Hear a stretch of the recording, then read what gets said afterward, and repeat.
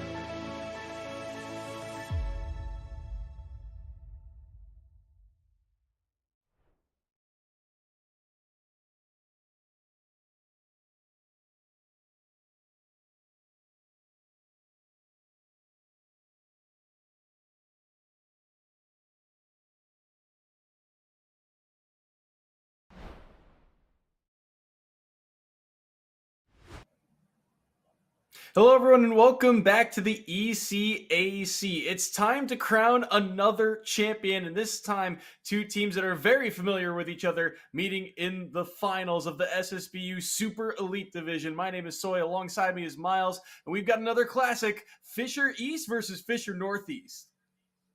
And it is a classic for a reason. This has happened, I think, 3 times? Maybe two. Because Fisher versus Fisher, there's a reason we refer to it as, oh yeah, it's a Fisher Grand Finals. It's the swan song to the fact that Fisher remains untouchable. Though they were touched a little bit this time. I think Fisher Northeast took 1 loss towards the end of the season, but still, they recover. They maintain their balance. They find their way back to the top, and here we are. What is this? A show match? A glorified scrimmage? It's still going to be a match. These teams still have it out for each other because, again, this is a chance to be like, I'm the better Fisher team, and I approve, because the proof is where it's at. The winner of this does get the hardware, too, getting first place in the ECAC Super Elite Division, which is a whole nother beast entirely, considering how this format just got restructured to claim that first title. Extra bit of bragging rights thrown into the mix. The game is here, so here we go. Starting off this series, Kiwi versus Jerry. Jerry on the Joker, Kiwi on the Kirby, back to PS2. We'll see how these teams kind of format and the lineups that they'll go for. Kiwi, a player that we've seen many a time, and Jerry, I think more or less kind of a counter-pick player for the side of Fisher East. Yeah, Jerry for a full season was the opener, and that was just because of Jerry's sheer consistency across so many matchups on different kill confirmed with their Ike. Jerry, I mean, the fact of the matter is both these teams are qualified for CECC Texas down in Arlington, May 3rd through 5th, and well, you don't really want to be given a bunch of teams VODs they can study for 2 top 5 teams. Like, you don't want to give them like, oh, here's every one of our players playing at their peak right at the end of the season 2 weeks prior. No, so I doubt we're going to be seeing a lot of playing their mains, but they're still going to be trying, as evidenced by right here, Kiwi going for some dare loops, not going to connect, as Jerry is able to pancake out of them and is still stacking on a little bit of damage. This is also one of those cases where, in a series like this too, you know, teams do their homework, right? You're talking about the VOD review, and so some teams, you know, maybe they completely plan for one character, but now they get to experiment with the pockets, and that's just another wrinkle to the game plan that's going to take a little bit more time for other teams to scout out. But right now it is Kiwi in the lead, 118 on their opening stock here. Jerry really struggling to find a way to take this stock off the board. Arsene already gone. Kirby not lacking in kill power. They'll catch the landing with that forward smash. Yeah, and I do not envy Jerry right now, because what do? Are you going to drag down Kirby? Are you just going to hit a raw back air on Kirby? Possibly. But at the end of the day, you're seeing Jerry continuously get pancaked when it's usually Joker who's slipping away from people with all that hitbox shirking. Finally, with an Arsene back air will close out the stock, but Kiwi got some mileage on them before they did. Very much so. Right now, Jerry's sitting at 48% with Arsene as well, but upbeat coming out. Kirby, one of those few characters that has that just upbeat out of shield option that can quickly say, get off me, and now things evening up in terms of that percent count, but now Arsene offline. Jerry, you have to work a little bit harder. Kiwi closing the distance, no fear there, and recognizing, hey, I'm only going to take 1-2% from the weapon, from the gun itself, and just goes fully into really threaten them, and playing around this close range has really paid off in the long run here of this opening match. Yeah, Kirby tried to use Kirby's strong-ish ground game, trying to stay on the ground in shield. The problem is guns make it difficult to stay there alive. Marry that with all of the grab mix-ups that Jerry's been weaving in. It's tough, it's difficult, and that's how Jerry's been making this 3-stock-to-1 comeback, though. Now, Barry, you're getting dangerously close to getting finished off right here. One more hit, that's all it'll take, but the same goes for Kiwi right here at the edge against Arsene back air. Run off forward air, it's gonna be it. Jerry gets a neat little reverse 3-stock to open up this Fisher v. Fisher. I'll be honest, I thought that was dash attack at first. I didn't think he fell off the ledge in time. I said, that caught? That caught, but the forward air, both hits landing on Kirby, one of the lightest in the game. That is absolutely the stock. Jerry, well played to bring that all back. And after, like you said, a significant lead that Kiwi had built up, drops the opening stock. Stock number 2. Yeah, they'd had about 100% lead, but it does not matter sometimes. All you need with Joker is one interaction, one good edge guard, and Arsene's knockback can seal away games. Yeah, and I was talking about how it looked like Kiwi's throwing out so many aerials that just weren't getting punished, and in my head, I was like, maybe there's a reason Jerry isn't going in too hard on those. At the end of the day, it was just a... Maybe it was conditioning, maybe it was just playing it safe, but Jerry used the fact that Kirby has 0 air acceleration. I mean, he moves like a stick through mud. And then parry that with the fact that Joker's runoff aerials are notoriously deadly, and you get that yourself that nice little sequence to finish off the stock. And now looking forward, I mean, again, I think it's kind of useless to go through and try and make predictions and whatnot, because we've established this is a celebratory game. Like, this is the crowning achievement on another amazing season for Fisher College. And I expect nothing less than a little bit of celebration. some competition, some fun, equal balance between the two throughout the night. Yeah, and for this Fisher program as a whole, right, to be at this point, right, it shows off their prowess here in the SSBU scene. They have just built up such a strong culture there to be able to have not only one team but two teams get to this grand finals position. So it is really something else to watch here. As looking forward, we'll see who Fisher East and Fisher Northeast, opt to send in. Riku looks like we're seeing the name being locked in there, so curious to see who they will bring to the table. Fisher as a whole, I think per team there's about 5-ish or so players, I want to say, per roster, maybe closer to 6, but still really a lot of depth behind both of these squads. Yeah, and as it stands right now, we did just get word, by the way, I feel like we should give this a little update, that they are not going to be, like, doing random or anything like that. Kiwi is apparently... I know this is not the detail I should harp on, but apparently Kirby was the the Banjo counter pick, which, as Pac-Man, do you need a Banjo counter pick? I'm just saying, like, I feel like Pac-Man does most of what Banjo does, but better, but who can I say? I would imagine it's very difficult. I know, back when I would play the matchup as Puff, like, the fact that you can just flatten to the ground basically invalidates 99% of Banjo's gameplay, so maybe there's something there, maybe. But, yeah, it is reassuring to know that they are going to be all using tertiaries, secondaries. They're going to be showing off what they got a little bit deeper in the pocket than they would normally have to dig. It's also interesting to hear, some of the strategy behind some of the picks, because, sometimes it doesn't make sense on paper, but player to player, for one reason or another, a character might have an advantage, or a certain play style might have an advantage that isn't necessarily in the statistics behind it, right? So that could also be the case of just, hey, Kirby, being selected, like you said, the shorter hitbox is something that maybe they have an advantage on the way Jerry likes to play. So we'll see where the teams go from here. But I still think that it shows how much prowess these lineups have, because not only are they able to both reach this grand final here, but now we get to see the pocket picks of a lot of these players, and that adds another wrinkle to the game plan. It shows their proficiency as players, not just be only on one character and excel. Now they've got a whole nother character to worry about. Yeah, I always like when we have these opportunities, because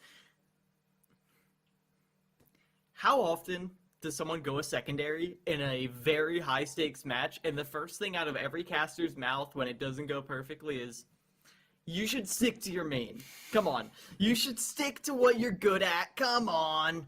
There's no reason to be messing around with all these secondaries when you've got a perfectly good main.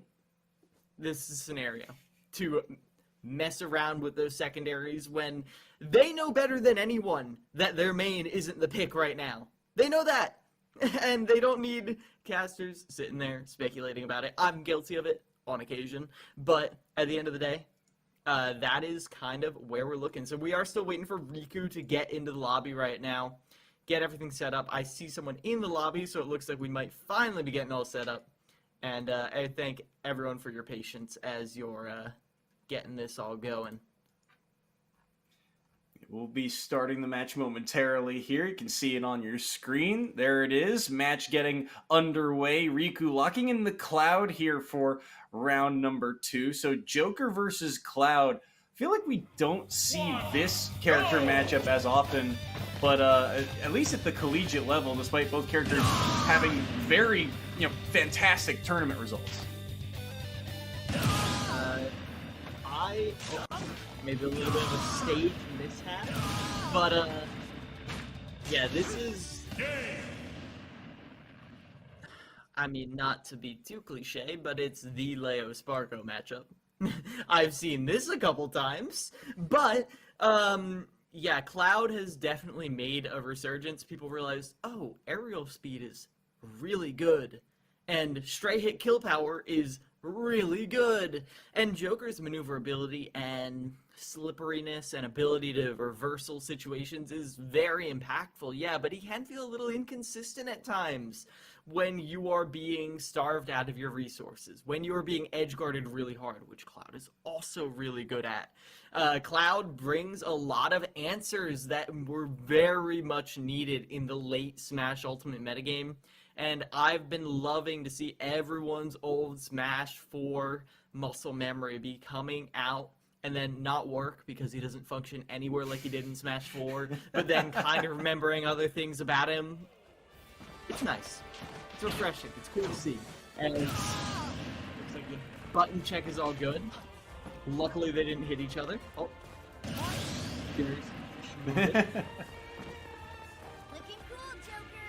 Trying to bait him into getting one more hit in there. But anyways, we're back into the action on small battlefield. So here we go. Riku's got all three. Jerry on the one stock, and we'll see what they can do. Jerry immediately going for a lot of these up airs on the platform, seeing if they can get the drag down, but only kind of getting the outside hits, and Riku forced to recover low there because of the guns downward. Yeah, and Jerry's facing way outside anything Riku could put out as a threat from the ledge right there, because while Cloud is fast, I mean, you're usually trying to transition your grab movement to the air slightly.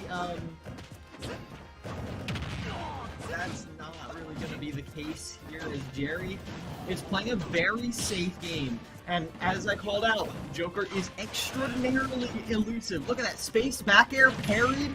Not even Cloud up B can touch it. And Riku is just swinging at air right now. Not finding too much. Limit online. Ooh, good counter though. Well called out. And an interesting mix-up there, right? Using the limit early to recover. They actually forward air their way back onto the stage, but they get tripped up. There's the drag down, and that's the up smash, and that will be Riku dropping their opening stock. Rebel's guard also going to force Cloud off stage for the moment, but Riku with the turnaround up B. Getting a little bit more damage online. Riku staying underneath these platforms. Arsene about to make a reappearance here. Gets the drag down. Good grab, but he can't get the back air. That up B will allow Arsene to return to the field. And now a jump caught as well by that forward air. Riku in the corner. How does he get out of here? Not cleanly. Another drag down, but oh, the air dodge out at the last second there by Riku. Jerry nearly finding a way to seal this stock away, and he's able to weave around that neutral B as well. Looking for a way to try and steal this stock, but still can't find it yet. Okay, so with these, like, we're seeing this up the air shield come out a lot of... Goodbye. A little bit of a headshot right there. I don't even think there was even a spike.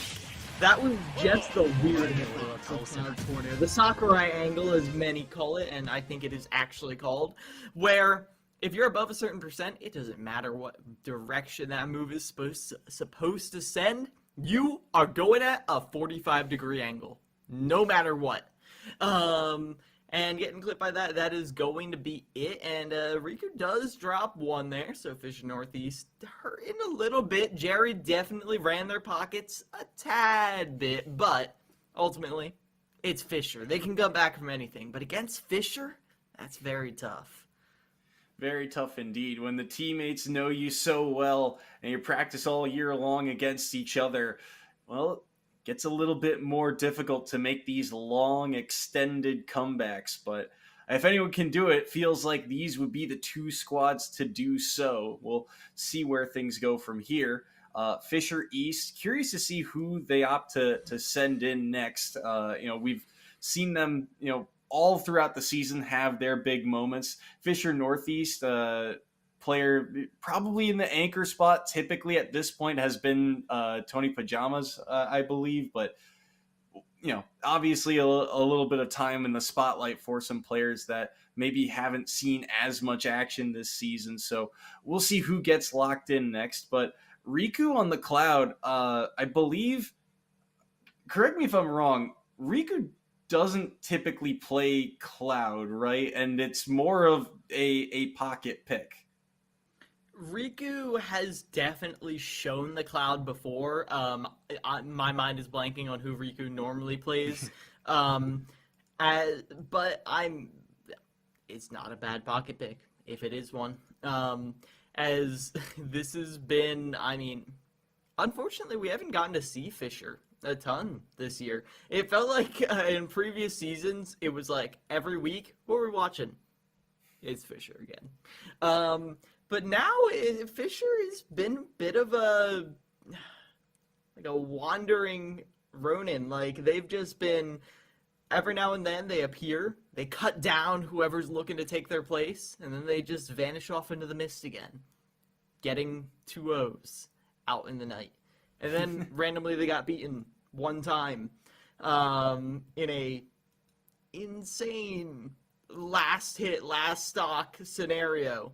But yeah, there is a lot of talent on this Fisher roster, and more to be added. Literally every single time we are getting word. Thank you very much, Aaron. That Riku is usually on the Steve, and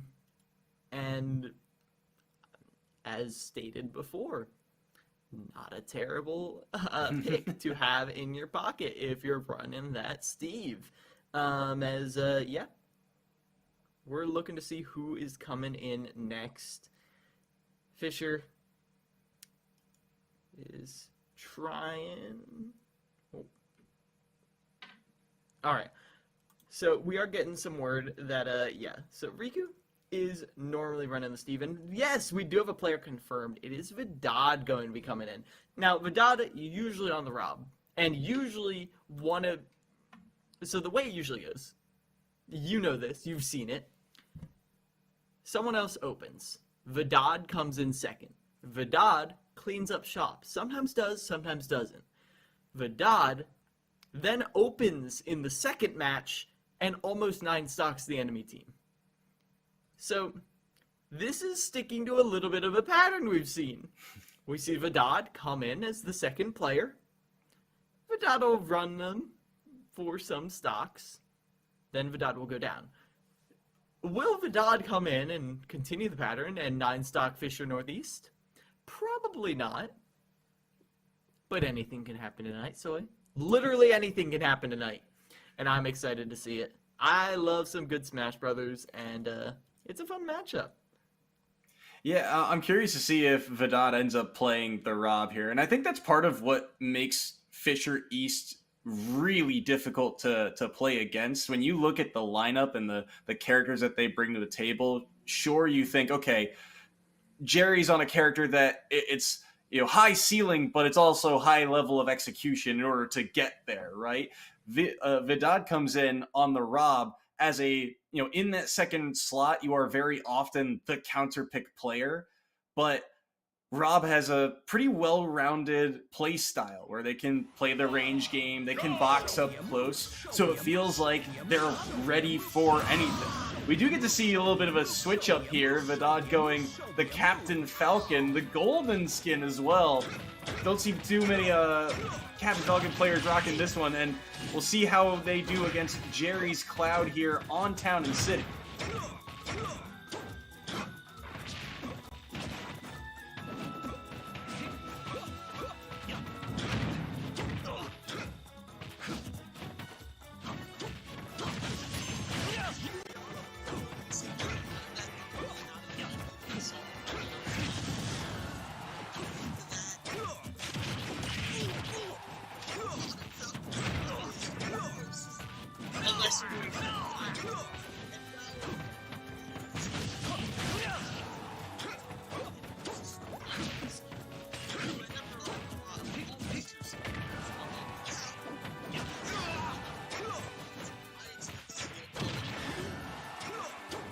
Good forward air to stuff out the dodge there. Able to upbeat to the ledge though.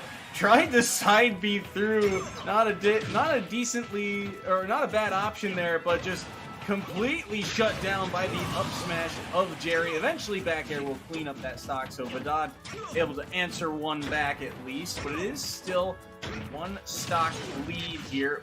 Great up airs. There's another up B like you mentioned. Up shut down that potential combo. Jerry went for down smash there. Not a move we see too frequently, but a lot of this is just Cloud stuffing out the way that Captain Falcon wants to approach right now. Yes, it is, and this is why Captain Falcon has historically struggled, but again, we do occasionally see Vidal get these big openings that are, well, they're trademark on the Rob, and also they've been able to hit him here, but just this consistent pressure. The fact that one hit of a jab, one hit of a weak down air, and of obviously the cross slash will put you off stage, means that Vidal is just caught playing the recovery game. Can you press the one recovery button on Captain Falcon? Can you, or are you just going to get caught and clipped? Again and again and again. Vidal avoiding get their wing slip that time, but they can't land the knee, and because of that, Jerry will still be holding on to this stock, and all the parries in the world are still not going to get you through these Cloud's ironclad defenses. It's like a wall that just has multiple options to try and break through. You want to try and up air, get up aired yourself. You would get a neutral area and you find shield, and all of a sudden it's an up B. Just no easy answer for Vidal as Jerry continues to tack on the percentage. I like the attempted read there, but he gets a little greedy for that up B, and now all of a sudden he's lapped in percent. And limit on line 2 means that there's a lot of kill power on deck for Jerry. Vidal in the corner, trying to get up, and he will not be able to do so. Limit cross slash will seal the deal, and Jerry holds the lead for Fisher Northeast. All right, Riku making a bold statement right here on this Cloud. We did get some info that because Steve is going to be banned at the CECC Finals down in Arlington, May 3rd through 5th, be sure to tune in. Because that is going to be happening, well, you gotta have a counterpick somewhere. And obviously with Steve being banned and unbanned at so many maps around events around the country, you gotta have a counterpick somewhere, and I gotta say this one's looking pretty good. I mean, Jerry, also Luxa, if you're from New Hampshire, Jerry's Joker and Vidad's Falcon, both falling. The Falcon losing that 2 stocks to 3, that's not bad. Not bad for your resume at all, and DMs come in and clean up, but still Fisher Northeast takes back that lead. Takes back the lead, holds it by a stock, and again, we were talking about how Vidal is typically one of these players who comes in and sweeps lineups, but here the Falcon gets shut down by Riku's Cloud, and looking very proficient with it. I mean, it's one thing to win the game, but it's another thing to do so by only dropping 1 stock in the process there. Just constantly beating Vidal to the punch every single time they wanted to get something started. Like you mentioned, that up B, just so quick, so good as a defensive option for Cloud, and it did a lot of damage throughout that set, and now we get to see what DM can do. DM, no stranger to being in the anchor role here for Fisher East, a very talented player. I think we typically see them on Pyramithra, but I think we've also seen a couple picks from them throughout the season, the Pyramithra being, I think, the most frequent. But we'll see what they bring to the table here and if they can take the Final Four of Fisher Northeast. Ooh. And, you know, this got me wondering, Soy. It's got me wondering what's going to be happening in the next battles. Are they going to be sticking to these same secondaries, or are they going to be trying out other ones? Are we going to see entirely new rosters subbing in? I think you're allowed to have 1 sub per match. I will get those rules clarified, but I'm always a curious little cat, and I do have my curiosities about this, but DM is going to be coming in. I'm seeing DM running the Fox. Okay. So, not much of a change up here. Getting your practice in, and listen, online Fox is online Fox. It's difficult, but if you play your game, you stay consistent, you use your unreactable short hop at ledge, make it so hard for Cloud to get off stage, just like Riku was making it so hard for Vidad to get on stage. Well, then DM has stamped their ticket to a Fisher East 1-0 scoreline over Fisher Northeast. Curious to see how DM's Fox plays. You still keep that speed that characters like the Pyramithra in their kit are very, very useful in this fight, but DM all over Riku right now. Can't really get too much there, and Riku really struggling to make it back to the stage. DM just swarming with the speed. Riku trying to catch the landing there, but the side B was too late. The forward smash too early. Limit cross slash used, won't be able to find its mark, but Riku already up to 144 as they're off stage. Threatening something by going down there, trying to interrupt with a nair, knowing that Riku didn't have a jump, but still it's not enough. Tries to go for the classic side B into shield, and there's such high shield stun on that DM was just able to get so much leeway with how they responded, but still not able to break through. Riku's defense is put off stage again, and that's scary, but an up smash off of the ledge will give DM and Fisher East an even 3-stock match to close out this first crew battle.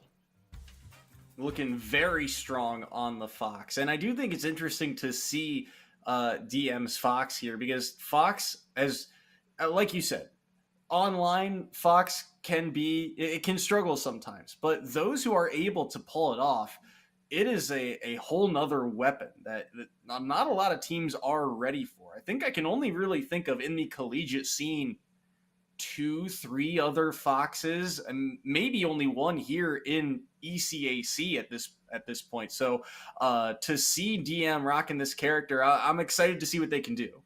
I mean, in the early days of Smash, if I'm remembering correctly, DM was known for the Fox and piloting them in many different scenarios, but when you have the ability to flow through Pyramithra, flow through Fox, it presents an interesting challenge for people, because they move at, on paper, what seems to be the same pace, but it's different. The pace at which they throw out aerials is different. The pace at which they ledge trap is different. The way they come down in a juggle situation is very different, given that Fox does not have a little cheater button with that air dodge. So I feel like that variation, that change up in tempo, is really beneficial to have, especially like a fast pace. Not all fast pace are the same. That's what I'm getting at. And yet they still have some similarities in terms of they still have those combos that are 2-3 hits, sometimes multi-hits, sometimes not. And if you are in those combos, you just kind of feel trapped. You're like, here we go again. I lost once, now I get hit 3 times for it, and all of a sudden there's 30-ish% onto me. So they can also have that factor about them as a player. So we'll see what happens now. We see the Captain Falcon coming in for Tony Pajamas. I don't think we've seen him rock the Falcon all year, but considering that, we've talked about how Tony Pajamas has had big performances in the finals, we'll see what he can do on an explosive matchup. Oh, he got back too! Hold on. We're talking about Cloud in Smash 4. Let's go back to the Fox for a second here. He goes for it again! Goes for that drag down footstool, which is not true, by the way. Like, that's not a real thing. But also it is. DM starts with an early lead. Tony came in with a strong statement. Quote, mine's better than Vidad's. So, this is your opportunity to prove it, Tony. Listen, you just need one hit. DM's playing lane, not giving them any good hits. The 3 stocks one doesn't matter. All they need is 3 good hits. Tony wins these. Easy.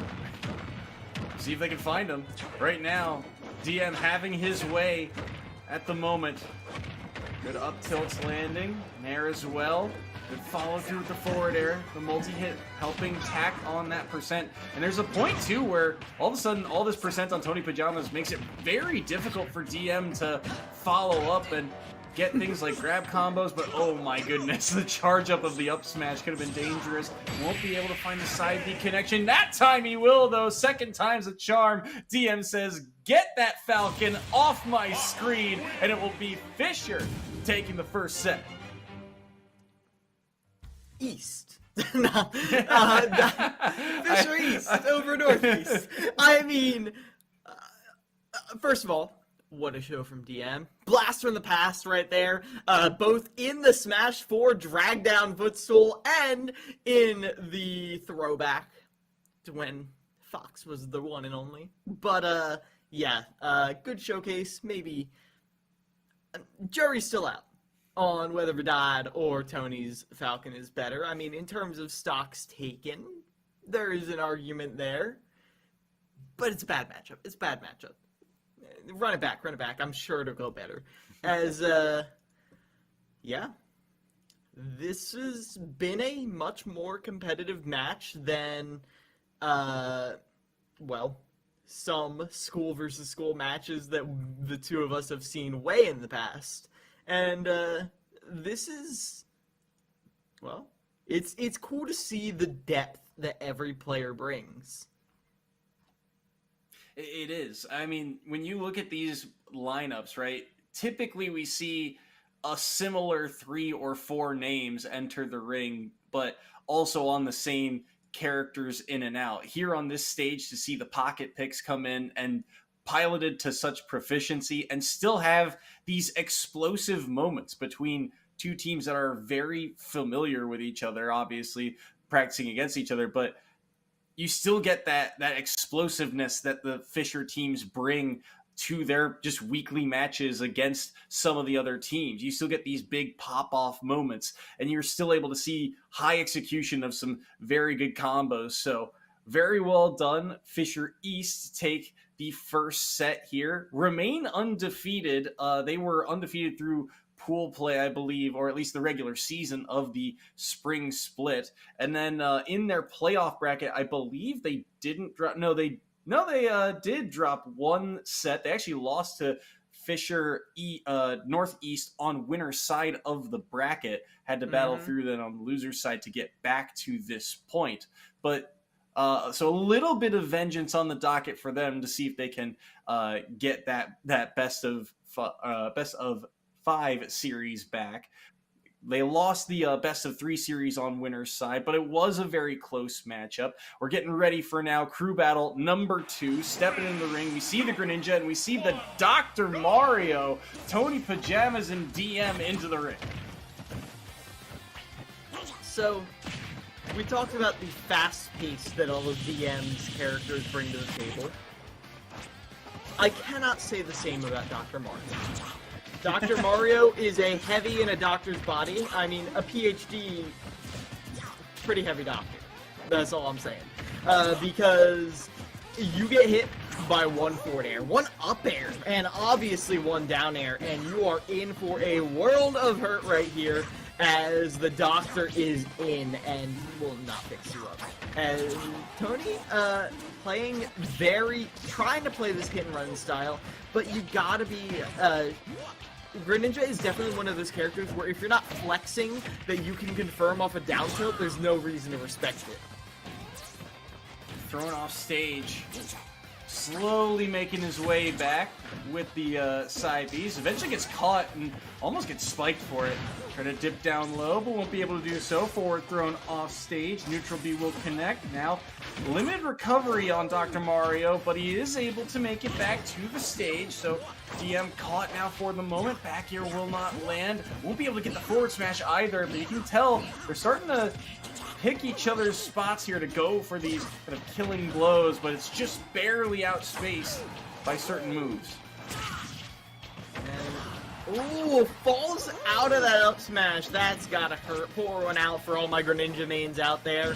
But one little mishap, that's gonna be DM off the side of the stage. Tony, after being down 1-2 in terms of percentage ratio, will end up getting that second stock, but not for long. DM's got a swift drop kick to even things out.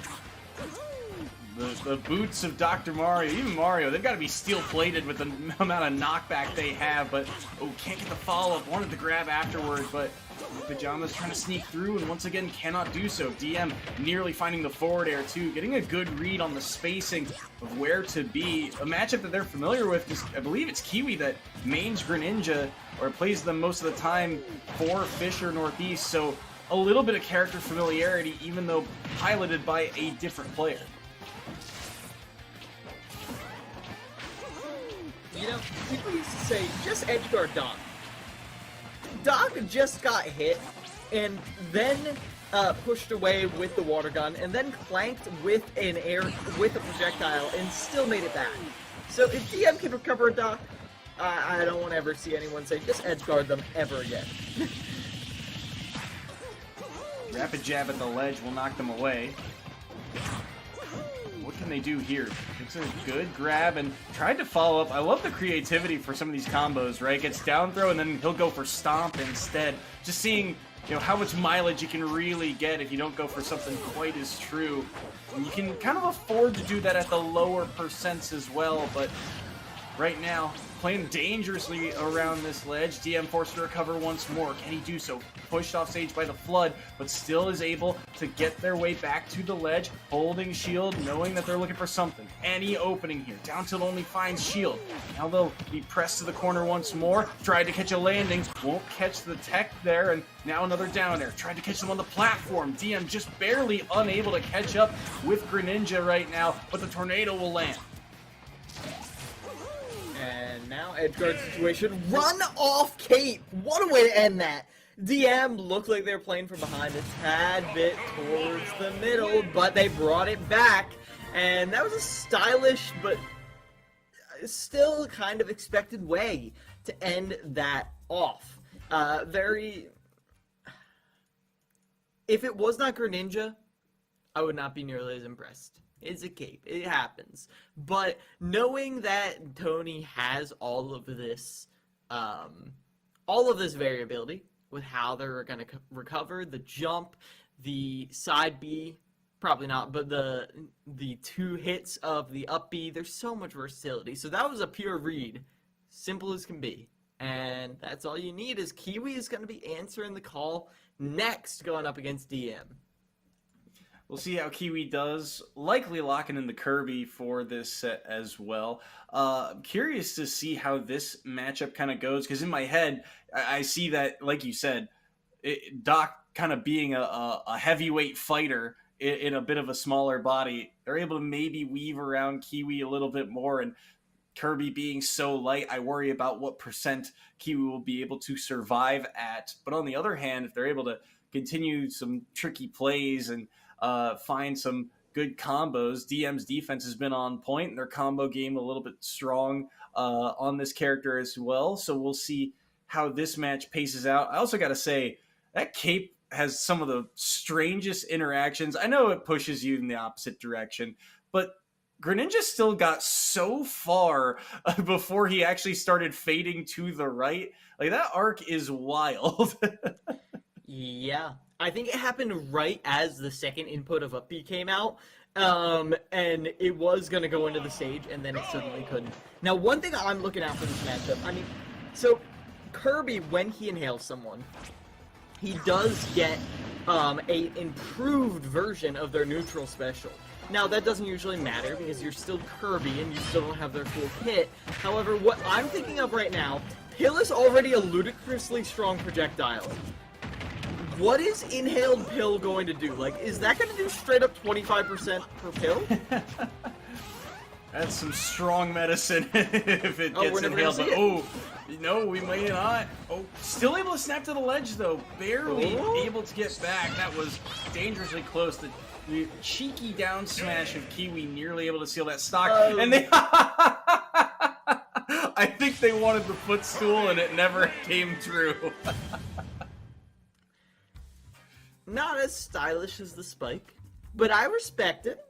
And not as expected either, for what they're doing, so I understand. But now it's an even 3-stock versus 3-stock once again. And if you remember, this Kirby from Kiwi was very terrifying.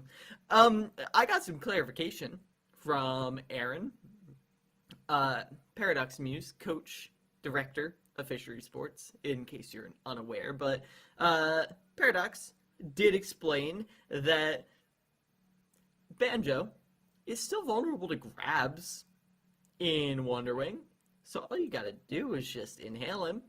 So you take this matchup that's kind of 50-50, kind of swingy for Pac-Man, and all of a sudden you're just sucking him up every single time he wants to do anything. So you take away the defining feature of most Banjo's gameplay, and then you add in the fact that Kirby pancakes under everything else, like I said, and then all of a sudden you're just like, how to play game? How can play game? As someone else's Fox is joining the fray. I have no idea who this is, but someone is running the Fox, and it's Vidad running the Fox into Kiwi's Kirby. We'll see how this goes right here and now. It's Kiwi versus Vidad. Another very fast up here, right, between two characters that can just string together so many hits. Immediately both going for tech chases as well, so I'm curious to see how this one pans out. I actually kind of like the fact that Kiwi on this Kirby, the fact that they have that strong stray hit kill power, they can almost position themselves a little bit better to try and deal with Vidad's recovery on this Fox, but ooh. Won't be able to catch that one, though. We'll be able to get this forward air. Won't find it up there to try and seal the stock away. It will be Kiwi fighting their way back out of the corner. Won't get the up smash, though. Gets grabbed instead. Vidad looking for an opening. Tried to sneak that back air in, but dash attack was underneath. Goes to the ledge trumpet a little too early still. Catching the jump of the nair. Kiwi will finish off that first stock, continuing their possible run through Fisher East. Good nair opener, but not able to get too much off the back of it. Up tilts as well. Great combo there. Won't be able to find the up smash again, and Vidad says, hey, I've got one of those. Able to get their combo into it to punish. Kiwi unable to find these up smashes, proving costly. Tried another one there. Wouldn't catch the roll. It was up B in that was able to punish them accordingly. Now neutral air will knock that away. Be able to get something out of the corner here either. Dash attack from Kiwi. Feels like they're finding more and more stray hits here at 135. Low recovery, too low in fact, and that will be stock number 2 off the board. And I don't blame Vidad for going down there at all, because how many times have you seen Fox snap the ledge from off screen? Every time. So Vidad will fall a little short, but they're looking to bring it back in this recovery right here, getting very aggressive off stage. Not Fox's usual game plan, but Vidad's all about that aggression. All about those off-stage edge guards that are a little too far even for me. As Vidad is trying to find this finisher right here, dash back into up air, tries to get that up smash, but they get caught by that rock, and now it's Vidad barely surviving. Ooh, up throw will kill outright, and Kiwi will take that game and hold the lead for Fisher Northeast once more. 2-stock advantage, shutting down player number 2 of Fisher East. Well done to Kiwi to take that one, as, again, it felt like Vidad had their moments. They had their combos. They were able to get some stocks off the board. In fact, I think they took the first stock off of Kiwi, but then from there on out, Kiwi just continually knocking them off stage, not allowing Vidad's combo game. It feels like defense has been key in these series. It has. The fact that Kiwi was able to use their lightweight, their floatiness to DI out of combos and get a counter hit nair time and time again. I mean, it's the floaty special. They've been doing that since Melee. You get a little outside of the range that you think they're going to be comboed in. You get that nair out. Boom. You got yourself a lead. You got yourself an edge guard scenario. You maybe even got yourself a combo if you're like Luigi or someone. And that is where Kiwi was finding all that mileage, because it doesn't matter how good their combo game is if all of a sudden it's your combo game. Our combo game. When it's Fisher versus Fisher, it's our combo game. It's our combo video. So I'd appreciate it if you give the homie DI. Come on. Listen. It'll look good. This is a combo from the finals. It looks great. No, I haven't seen any homie DI from here. I've seen people fishing for clips. Maybe a little bit. I mean, come on. DM with that footstool off stage. Come on. Be serious. But They definitely did show off a lot of those risky plays that you might not always see in a perfectly safe game. Now with a 2-stock lead for the side of Fisher Northeast, you look at the lineup for Fisher. Jerry was the player that we saw last time. Curious to see if a substitute steps in or not for the side. Looks like Jerry is being locked in. Played Joker last round. Maybe the Captain Falcon is in the cards. Who knows? But we'll see what Jerry can do, because this is, I think, not typically a position for Fisher East to be in the spot where they have this. Jerry at least not typically in the anchor position. Like you said, there was like a whole season or a whole split where they were the leadoff man, the first in the batting order. Now we'll see what they can do against Fisher Northeast, knowing that Kiwi's locked in on the Kirby. So, crucial detail, Jerry did take 4 stocks last time. You only need 1 more stock than that to win. Listen, this is gambler's math right here. I mean, at the end of the day, Jerry is capable of taking these 5 stocks. Kiwi is capable of taking these 3 stocks. It's going to come down to a lot more than just what happened in the past, as it's always going to be these caliber players. Arsene already onto the field at 51%. Can't get the follow-up, though. Oh, wow, sniped out with the side B. Kiwi dangerously close to dying to that move. Rare chance to get that move to KO, but not quite yet. Down air at the outside will land. Another time that side B will connect, but now a low recovery off the down B from Kiwi. 162 will get Joker off stage. I think they got the footstool, but the up B is just better. The grapple able to snap back to the ledge. Forward tilt will land, and still surviving is Kirby. Down low, Kiwi got knocked back onto the stage with a grab here, down throw, and that will do the trick. Off the top they go, and Jerry will strike down the second stock of Kiwi. Okay, so this isn't looking good for all my Northeast believers out there, especially considering that Northeast was the one to win out in the top bracket, I believe. Yes, they were. So yeah, this is definitely a bit of a revenge tour, it looks like, from Jerry, who's like, listen, we may have gotten better at us, but it was 2-1, and it was a close 2-1. I had it. I had that. So now Jerry putting on a show, being very elusive right here, using these down guns, baiting that forward air, then flying off stage with an instant raw back air before Arsene was out. Jerry was off stage knowing Arsene would come online with the back air, though I think even the normal back air would have finished it off. Anyway, now we got an even match to close things out. What a play from Jerry. The timing perfect for Arsene to appear to make sure that stock goes away. Kiwi did a good job of surviving, though. I mean, that first stock against Jerry all the way up to, 170? I think 180 by the time that the grab comes through. So, well done to Kiwi to keep things close. But Jerry, in that second stock, was all over the Kirby, combos galore, and then eventually that turnaround back air, like you mentioned, was perfect to close up that game and not allow them to survive anymore. And I think it's interesting too to see that, you mentioned Jerry's play took 4 stocks in the previous one, typically plays the Ike is what we've seen, but also their play around the corner is very, very strong. Now, obviously, Kirby doesn't have as many options, but to not be fearful of things, right?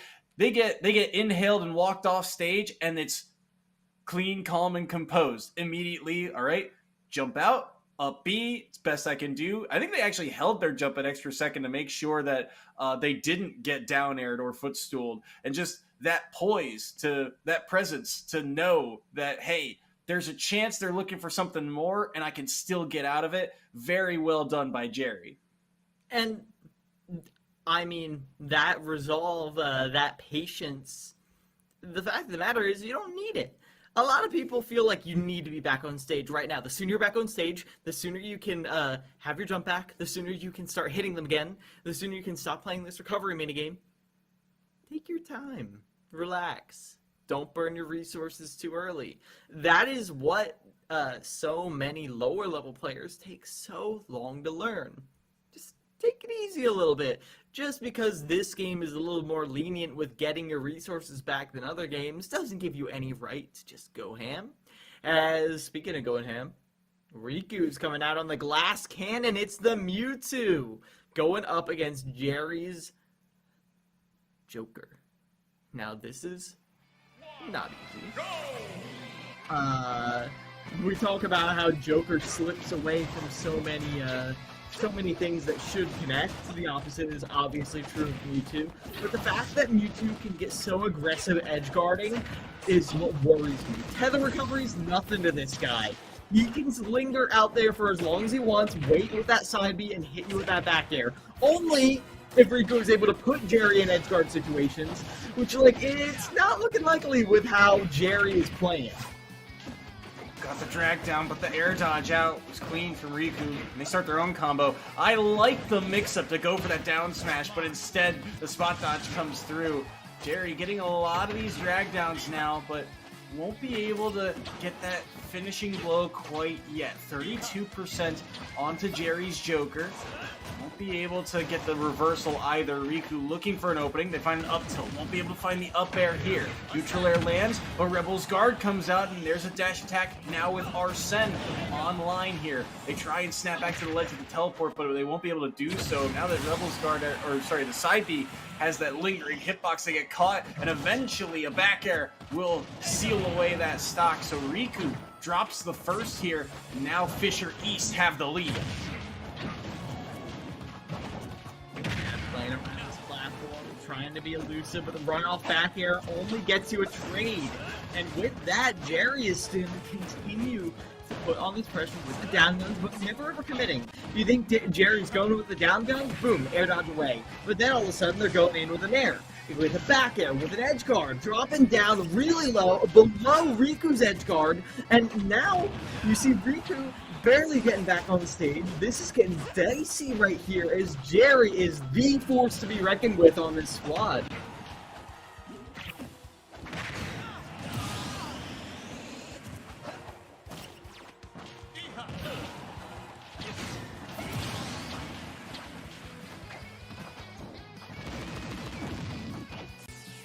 It really is. Okay. The double Rebels guard right there. But now the drag down again as well. The double drag down, the triple drag down, and then follow up with the cross up there, saying, no, I'm not done with you yet. Get back on stage. Riku fishing for some nairs right there, but still, it is the Jerry show all the way. Arsene's out to play, but gonna grab them right out of that counter. Riku's ready. They got that 6 cents, but you're gonna need a couple more senses than that if you're gonna finish off Jerry, as with 2 stocks remaining. Jerry takes another one for Fisher East. It's 2-0 in their favor. What a forward smash at the end there to close things out. Just immaculate play by Jerry to really shut down Riku's Mewtwo, and they get the forward smash to clean things up with Arsene. And at such a low percent, Mewtwo, one of the lightest characters in the cast, and they get caught by one of the most damaging moves, one of the moves with the most knockback, and all of a sudden Fisher East move to championship points here. 2 sets under their belt, 1 more, and they will claim the first title of ECAC Super Elite. And that would be a major feat for them. But I think this kind of goes back to something that we touched on, I think, towards the beginning of the year, really, after they'd won the fall split. It was that this team, especially this Fisher East team, they have this clutch factor about them. Even in the moments where things look scary, they all have that moment where they can flip that switch, turn on a dime, and come up with these explosive plays. Yeah, it worries me how often both these teams have made these comebacks where they go, okay, hold on. put on a good show so far. You put on a good display, but then boom. Then they come out with literally the two comeback characters who are like originate their mechanics, Joker and Lucario. Once that becomes a factor, who knows? Who knows? I don't even know who's flashing that Lucario right now. But with the button check established, I think we are ready. Yeah? I think we're good. I think we're good. Okay. So players are ready, and I'm hoping we see the Lucario versus Joker, not just because it is, you know, the comeback character matchup, but also because I want to see Jerry as the opener. Jerry was the opener for, as we said when Jerry first came out, a full season. Jerry was the battering ram that would take 5, 6, 7 stocks from every single team they would fight. So Jerry coming out first, how far can Jerry actually go? That's what I'm excited to see. We saw it in the first round. They took 4. They took 5 last time. Let's see what a warmed-up Jerry can do to Fisher Northeast. Lucario also making an appearance here, as you mentioned. And Lucario, a character that we really don't see in the collegiate scene, and really in the professional scene either. Not too many of them making big waves, I think. And here we'll see what Riku can do. It is interesting, though, to see these comeback characters in a crew battle format, because in theory, right, they're down, for example, Lucario trailing by a stock or 2, all of a sudden gives them more knockback, more power, and that comeback can really all of a sudden turn into an avalanche effect. You know, it can really snowball and steal momentum away if they're able to make the plays. And so far, keeping things even through the first 45 seconds or so. Very even, but it's Joker who's got the comeback mechanic first, and Jerry really wanted that down air through platform. Riku was not going to give it to them. The double hit forward air is going to hit him, but a high recovery is not going to be punished. The drift back from Riku right there is enough, and the reason Riku is flashing that Aura Sphere so much is the fact that Lucario can actually cancel off of the Aura Sphere at side be killed. Okay, note that, but Riku can cancel off of the full Aura Sphere to combo. At a lower percent, setting up some forward air strings, but at a higher percent, straight up comboing and up smash. So you gotta be aware every single time that Aura Sphere comes out, because it's not just a projectile. You do have to be very weary of it. Oh, wow, just straight up forward smash from center stage, and now Jerry up to 57%. Arsene also online here. I like the idea of using these side Bs too, because of all this extra rage and all this extra aura. Side B now, instead of just being a command grab, you get a little bit of distance from it, so you can get the sour spot and get a little bit of damage as well. Covers great distance, and speaking of, dips down low and finds the neutral B, and Riku all of a sudden on the verge of getting a 3-stock. Look at the damage off of this one grab.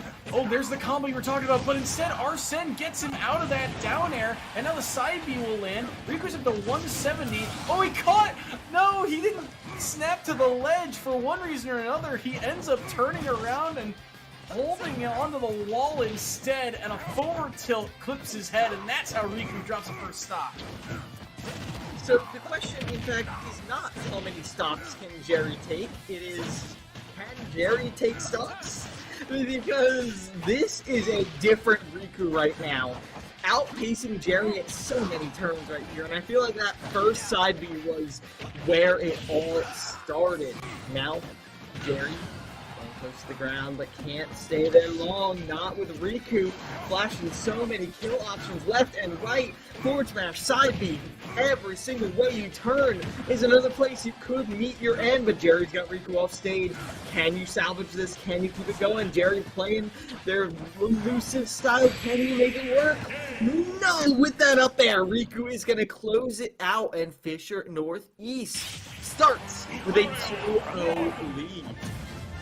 Smart play there from Riku overall. Not only do they shut down Jerry, but they do it in a rather flashy style. not only shutting down Jerry on edge guards, but there in that moment, catching Jerry, looking for any opening. How many times have we seen Jerry get openings off of things like guns downward? It's why they force players under the platforms, and there says, hey, probably another jump incoming here. The guns downward don't connect. The up air does, and it kills Joker off the top of the stage. So Riku, now they shut down the opening member of Fisher East. They hold 2 stocks, but here's the catch. They SD 1 stock at the start. Now their opponent has 3 stocks, so that aura does technically come online a little bit earlier in this next match.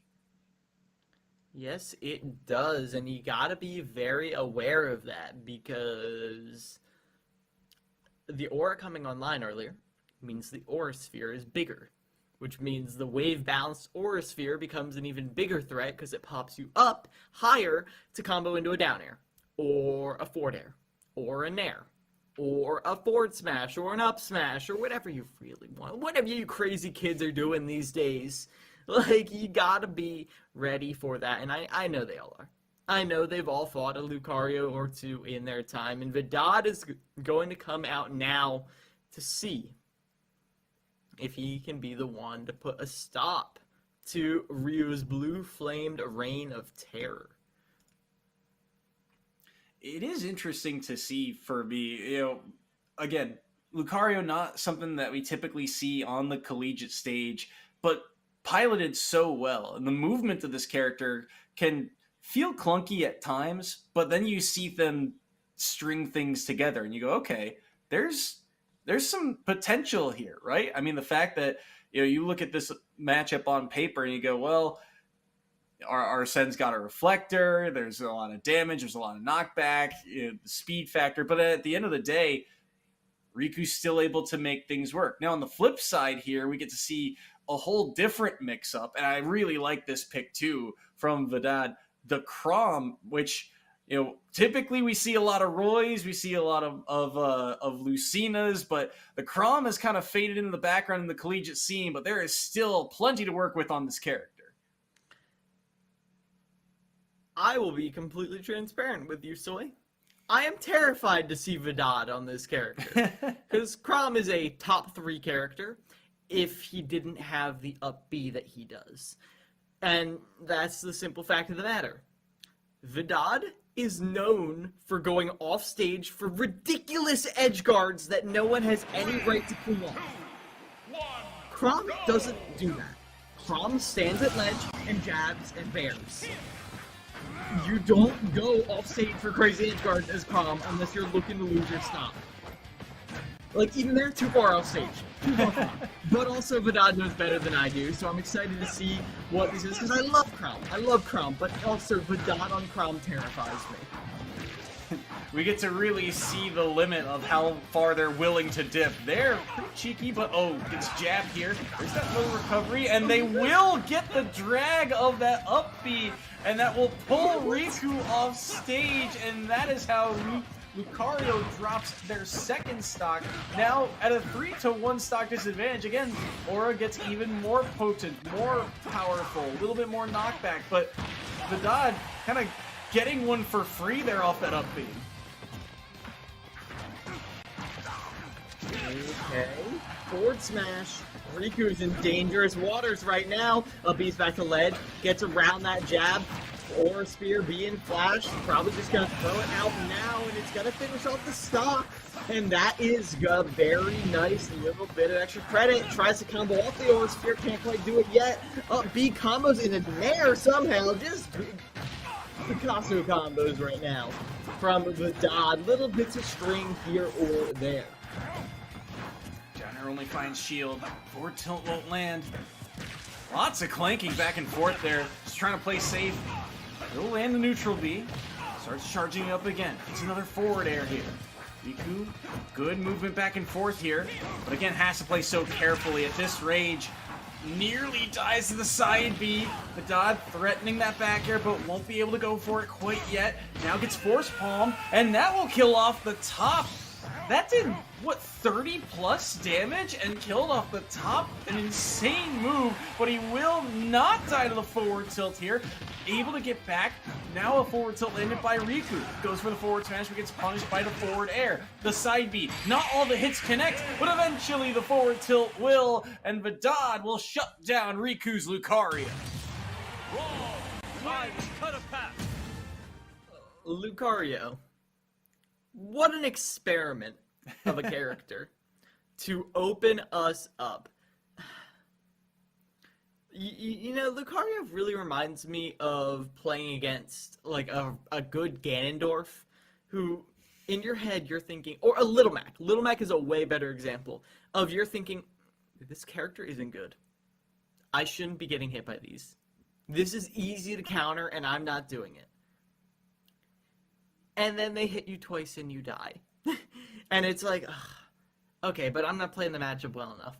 But Lucario has the added bonus of also being hypermobile, and those hypermobile options also leading to kills, and sure, they're not consistent.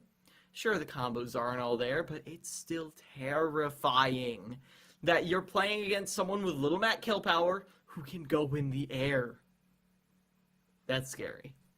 It really is, and momentum on those types of characters, right? Momentum plays such a massive factor because once that is in your head, well, all of a sudden more mistakes can come from it, and they can get even more. It is hard to flip that switch and stop momentum, but eventually Vidad was able to do that, right? Just said, okay, let me close the distance, right? At the end of the day, the rock paper scissors of ranged brawler and swords. Swords should have the advantage on brawler. Vidad was able to get in, get damage, and just a lot of quick options, right?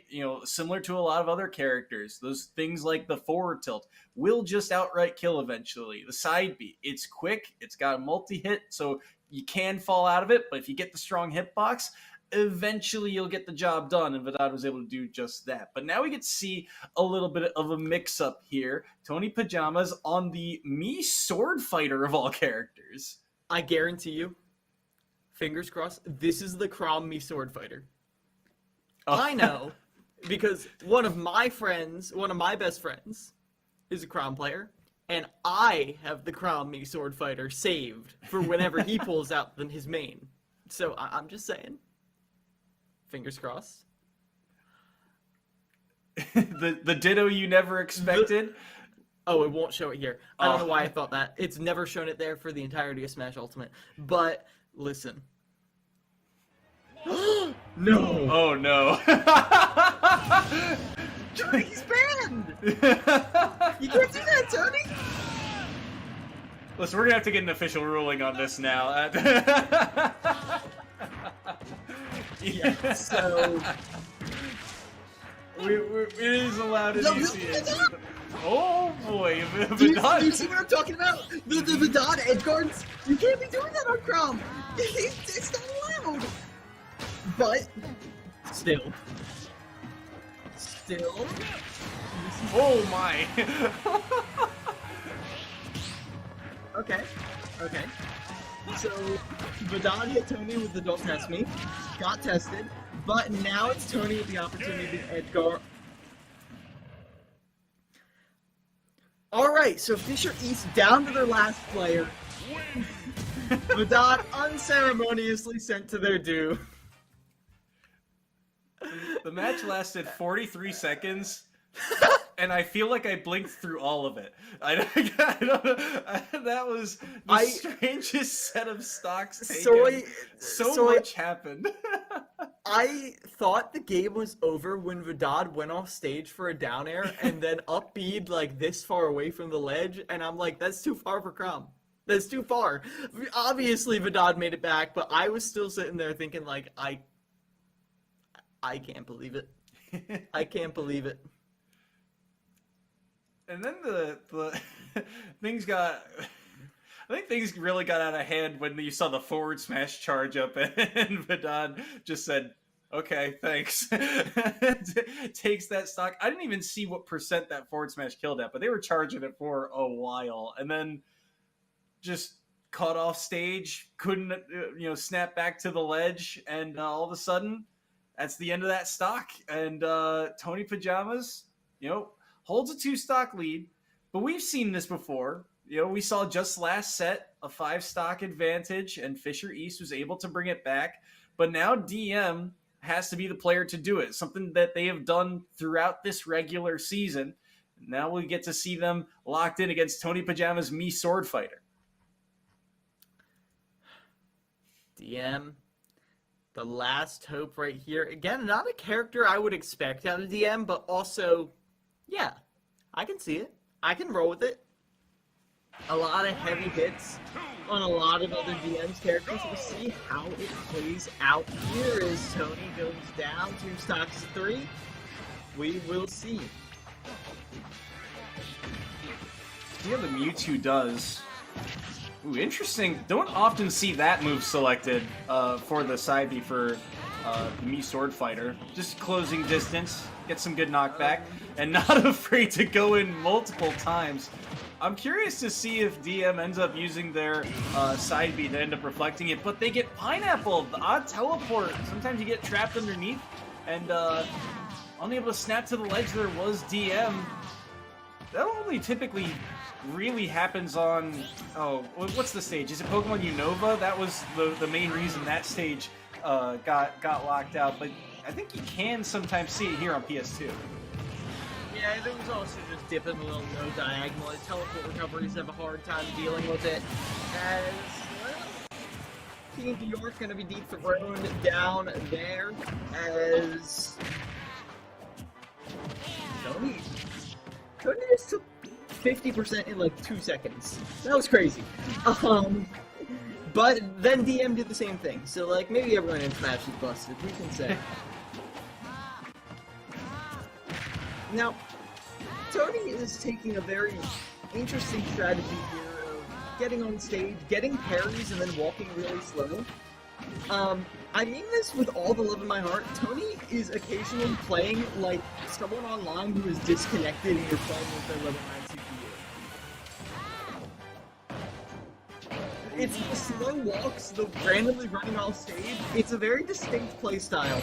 As they are going down. And that's it. And that's gonna be it. DM will end up taking down Tony. Say goodbye to Buzz, everybody.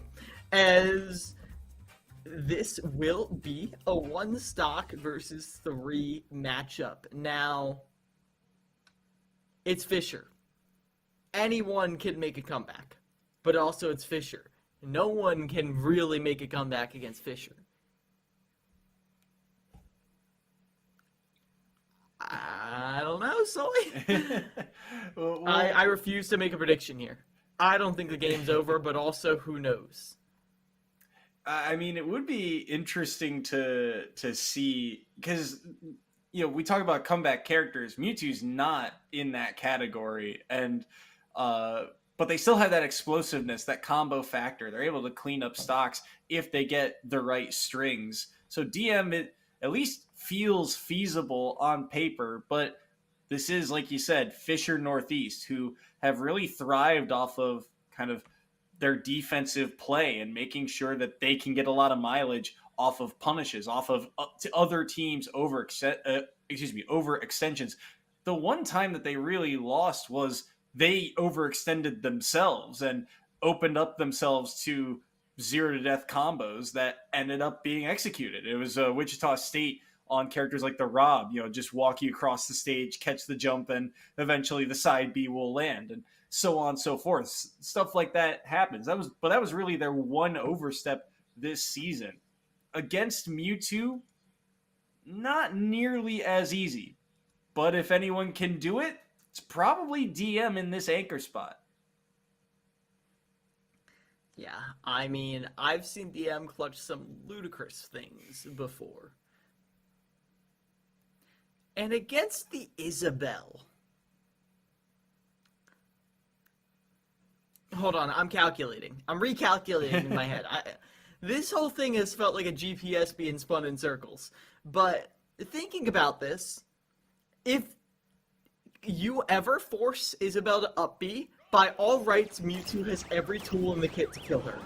However, Isabel is also really good at taking away the stage piece by piece until suddenly you're at the ledge, and suddenly you're trying to use your teleport recovery, and you go right into a fishing rod. So we'll see how that goes in the next. Well, they're immediately able to get Kiwi off stage. They land the downer, but it's not the spike hitbox, so they get knocked up instead. Trying to get the spike, and they will eventually get it. If at first you don't succeed, try again.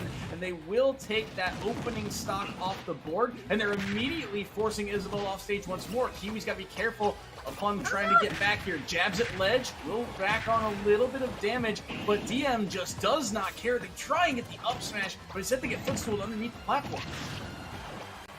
Trying to combo off of that jab, but not really getting the hit confirm, and suddenly it's an even game, Soy. And yet, forgive me if I do not feel comfortable for DM, even with this monumentous performance, even with a lead all of a sudden, one good hit is all keep. Oh, hold on, wait, Kiwi, what's the play here? What's the play? Hold on, Kiwi. Kiwi's got to be so careful in this corner. I mean, I feel like of the 66%, so much of it has been off of that jab, but they neutral get him into a down smash, and DM will close it out. Fisher East 3-0 in Grand Finals over Fisher Northeast for the title of champions of the Super Elite Series. Listen, I know they both jab, but you gotta be a little realistic sometimes. But oh my gosh, didn't even matter, because you can go for your one funny combo as much as you want. You can fish for that clip as much as you want.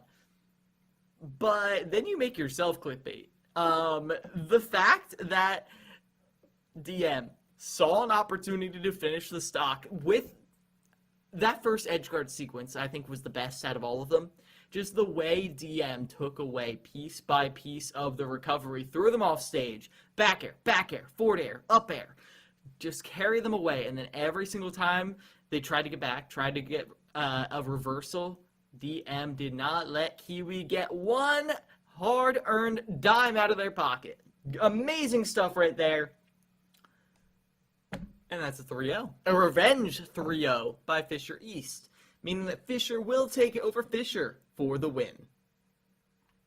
What a series and what a performance. Fisher East, after an undefeated regular season, they drop winner's side to their classmates, but vengeance is theirs for the title of champions of the Super Elite Series here in the ECAC. Congratulations to both Fisher schools, but Fisher East come out on top, and I think it's going to be interesting to see both of these teams at the LAN coming up at the end of the month. I mean, that's going to be so much fun. These are some of the best players in the collegiate scene with the seasons that they've had, their performances, and now you get to see them on that major stage. They'll lock in their positions as to their seeding, extra points off of this, and so on and so forth. But it's going to be so much fun to watch these players in person. It really is, and it looks like we're going to get a little bit of a sneak peek. We're going to get an interview with Paradox Muse, Aaron, the head of the Fisher Esports program. So everyone stick around. We're going to get a little insight and maybe just a taste of what's coming up for CECC Arlington in just a couple of minutes. Don't go anywhere.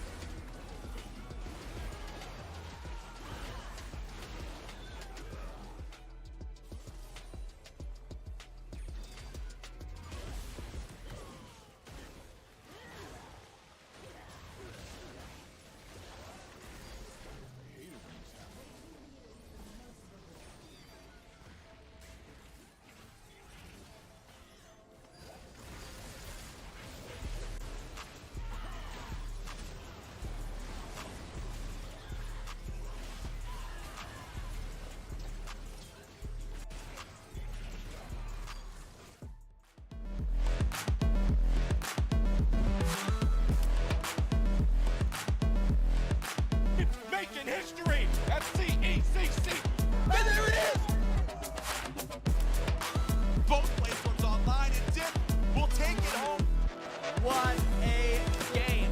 Take a victory lap, take a bow, and take the headsets off and start to yell.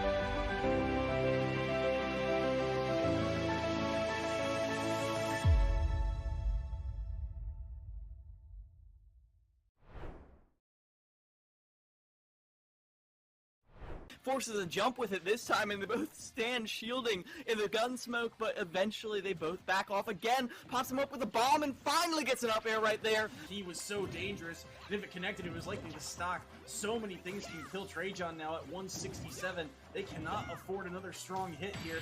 Staying up high, and they go for the downer on the platform, and Kiwi is there.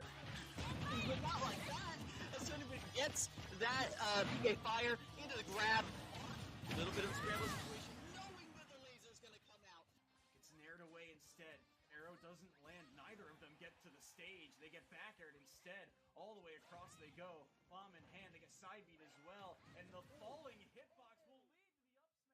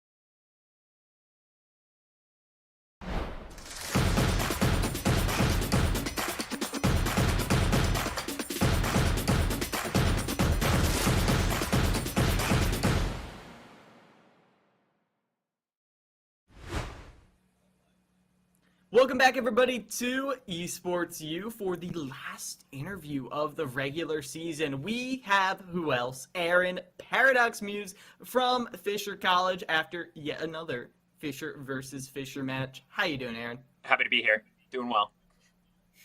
So, another win. And just for everyone's sake, how many Fisher versus Fisher finals has this been?